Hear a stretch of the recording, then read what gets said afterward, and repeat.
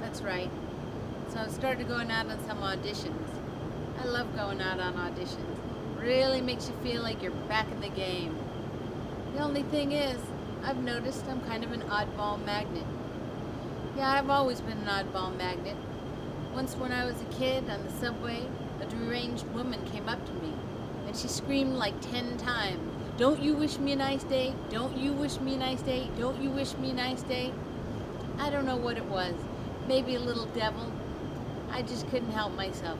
I looked her straight in the eye and said, "No, I don't wish you a nice day." Well, I was almost knifed that time. It was a close call. I just couldn't help myself. And that's in the real world. After that, I was a ballet dancer.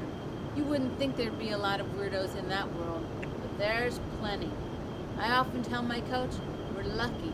I'm just not wandering up and down Broadway in pink tights with a bow in my hair, as many old ballet girls do.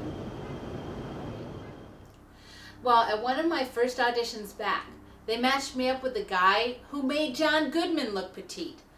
Our dogs were contestants in a dog show, and he was the winner and I was the loser, so right away I was at a disadvantage. And then the camera started to roll, and the guy started screaming and jumping up and down all around the room. What could I do? I had to stand there and look quietly intelligent. That didn't work too well. As he left in the elevator, I heard the guy scream up, "Sorry, Nancy."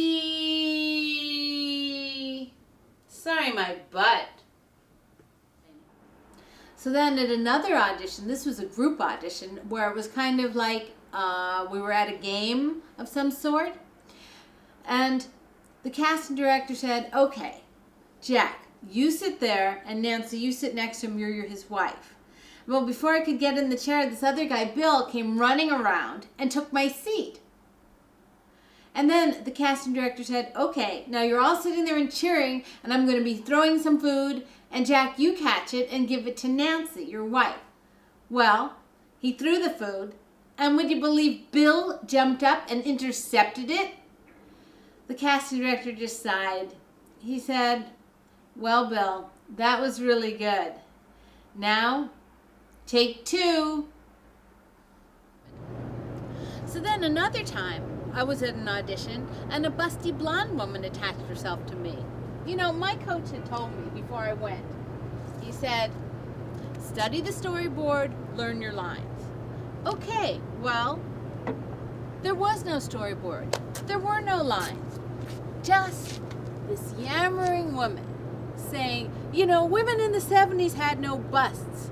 I think she wanted a job on a series set back then, was having trouble getting it. I wanted to get away from her, but I couldn't detach myself. And then, eureka! I knew what to do.